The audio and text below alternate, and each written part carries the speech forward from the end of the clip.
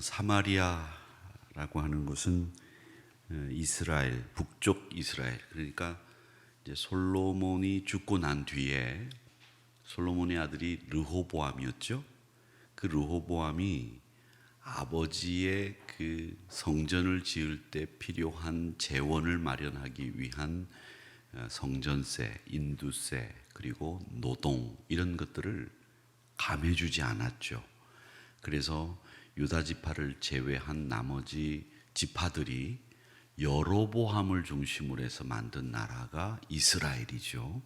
근데 그 북쪽 이스라엘이 이제 예루살렘으로는 못 내려오니까 세겜이라고 하는 땅을 중심으로 예루살렘처럼 자기들의 성경, 자기들의 예배 처소를 만들고 신앙생활을 하다가 아수르, 그러니까 역사책에 나오면 아시리아라고 하는 나라에게 멸망을 당해 버리죠.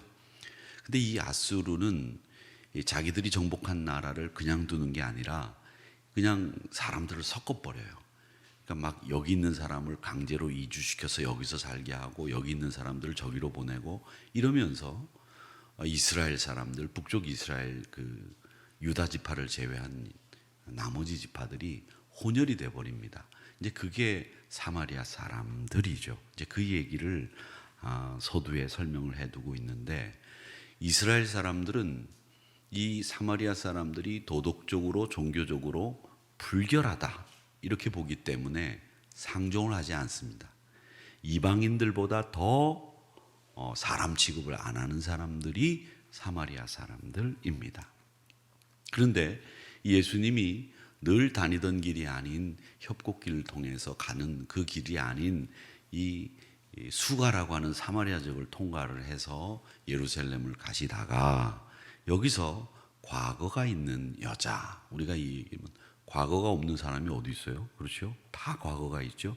근데 우리나라 관용적인 표현은 과거가 있는 여자라고 하면 나쁜 행실이 있었던 여자를 가리키는 말이죠. 저도 과거가 있어요. 그렇죠? 중학교 시절, 고등학교 시절. 여러분도 다 과거가 있죠? 근데 그 과거가 있다라는 말은 좋지 않은 표현이죠. 근데 이 과거가 있는 여성을 만나는 거죠. 수가성에서. 남편이 5이나 있었는데 다 남편 구실을 못하는 사람, 그리고 지금 남편도 남편이라고 부를 수 없는 사람을 만납니다.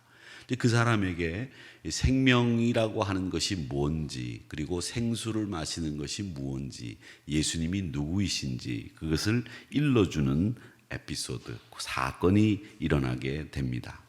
자, 이 이야기의 결론도 여러분은 알고 계시고, 이 이야기가 어떻게 전개됐는지도 여러분들이 잘 알고 계시는데, 이 이야기를 보면서 우리는 오늘 이 여인을 왜 예수님이 만나셨을까라는 겁니다. 물론 예수님이 여행을 하다가 목마르고 피곤했기 때문에 만나셨다 이렇게 이야기할 수도 있겠지만, 이건 외형적인 이유이고, 가장 중요한 것은 이 주님은 사마리아에 있는 이 여인이, 특별히 남편이 5이나 된다라고 하는 말은 그동안 얼마나 많은 인생에 부침이 있었을까, 괴로움을 당했을까, 이런 생각도 해보는 것이고, 또 고통 속에 그 영혼의 목마름이 아주 굉장히 심했을 것이다 라는 생각을 해보게 됩니다.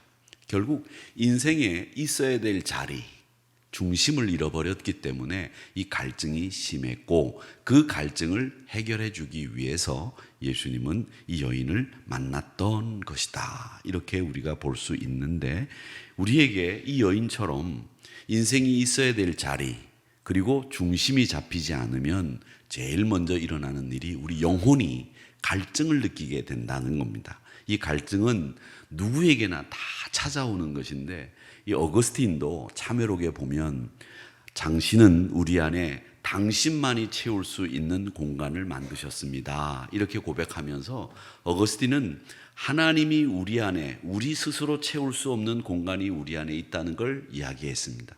그리고 그 공간은 누구만 채울 수 있느냐면 하나님만이 내 안에 있는 이 공간을 채울 수 있습니다, 이렇게 말하셨습니다. 그러니까 하나님을 떠나서는 이 하나님만이 채울 수 있는 공간을 우리가 못 채운다는 거죠. 이런 영적인 갈증은 하나님만이 채울 수 있다고 고백을 했습니다.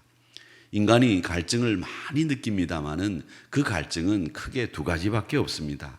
하나는 육적인 갈증이고 하나는 영적인 갈증인데, 이 영적인 갈증은 우리가 하나님이 아니면 우리 스스로 채울 수 없는 공간이다라는 것이죠. 그래서 중요한 것은 이 갈증을 어떻게 해결하느냐, 왜 갈증이 생기느냐, 이 문제입니다. 이 갈증이 생기는 이유 중에 가장 큰 이유는 뭐냐? 우리가 하나님의 형상을 닮지 않았습니까? 그 하나님의 형상을 닮은 우리가 영원을 사모하는 갈망이 있다는 거죠. 이 영원을 사모하는 이 갈망이 영적인 갈증의 본질입니다. 이 영원을 사모하는 마음이 있기 때문에 내가 채울 수 없는 이 영적인 갈증을 하나님이 채워주시기를 바란다라고 하는 거죠. 그리고 또 하나, 우리는 하나님의 형상대로 지음을 받았기 때문에 내 안에 어떤 갈증이 있느냐면 정말 하나님이 주시는 참 자유를 느끼려고 하는 갈증이 있다는 겁니다. 그래서 영원을 사모하는 갈증, 그리고 참 자유를 사모하는 갈증, 이 두 가지 갈증은 우리가 채울 수 없는 갈증이고, 그 갈증은 하나님만이, 우리 주님만이 채울 수 있는 공간이기 때문에 그걸 사모하는 사람들에게는 영적인 갈증이 생길 수밖에 없다라고 하는 겁니다. 뭐 어떤 분은 그런 얘기를 하더라고요. 우리 인간의 몸이 72%가 물로 돼 있대요. 그렇지 않습니까? 그래서 매일 갈증을 느낀다, 이런 얘기를 하지만 여러분, 그건 심각한 문제가 아닙니다. 우리가 72%의 물이 우리 몸을 구성하고 있다면 이 물은 마시면 됩니다. 내 스스로. 그렇죠? 그러나 이 영적인 갈증은 내 스스로 해결이 안 되는 거예요.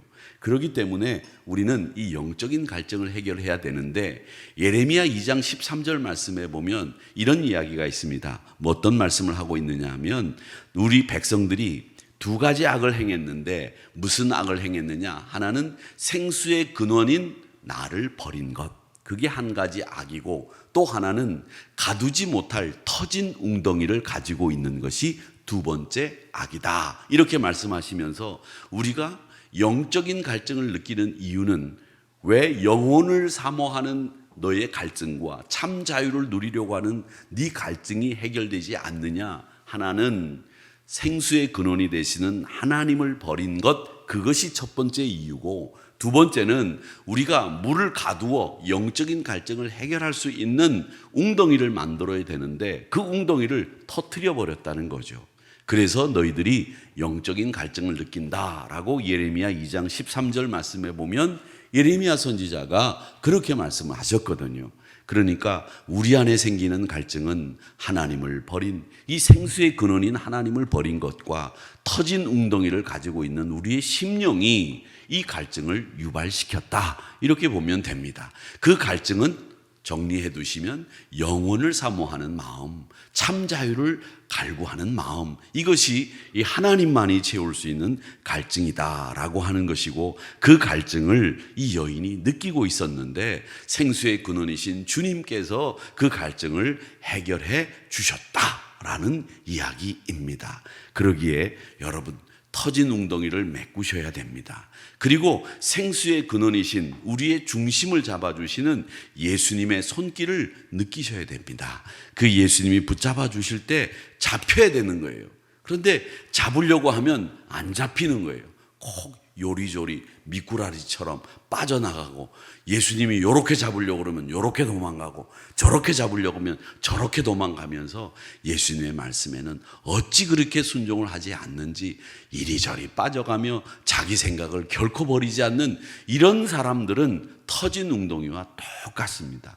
하나님의 말씀을 심령에 담아두고 그 담아둔 말씀이 살아서 역사할 수 있도록 잘 가두어 두어야 되는데, 이걸 터뜨려 버리니까 듣기는 들으나 매일매일 그 물을 흘려버리는 이런 심령이 돼버리니까 중심이 잡히지 않고 늘 갈증으로 허덕거리게 된다라고 하는 겁니다.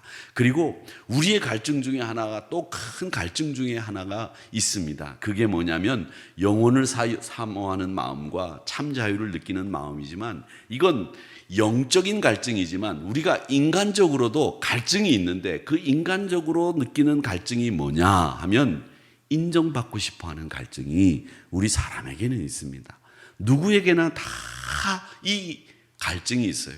집에서도, 가정에서도, 여러분 공동체에서도 누구로부터 인정받고 싶어하는 갈증이, 이 인간적인 갈증이 다 있다는 겁니다. 그런데 오늘 예수님은 이 수가성의 여인을 만나서 어떻게 합니까? 그래, 너 정말 힘들었구나.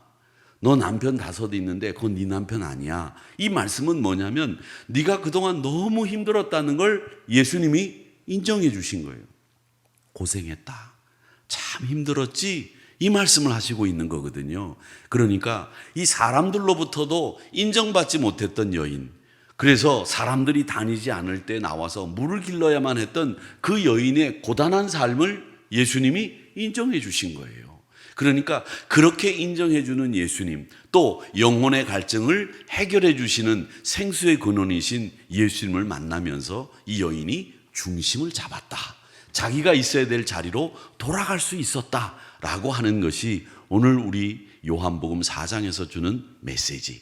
그러면서 우리가 정말 중심을 잡는다면 그 예배 공간적이고 물리적인 장소인 예루살렘이 중요한 게 아니다. 어떤 장소가 됐든지 간에 공간적이고 물리적인 장소가 아닌 네 심령을 다해서 영과 진리로 예배하는 자리가 하나님 앞에 예배하는 진정한 자유를 누리고 영혼을 사모하는 네 갈증을 해결할 수 있는 자리다라는 것을 말씀하시고 있다라고 하는 것을 기억하시면서 우리 주님이 우리를 인정해 주십니다. 야, 너 참 잘한다.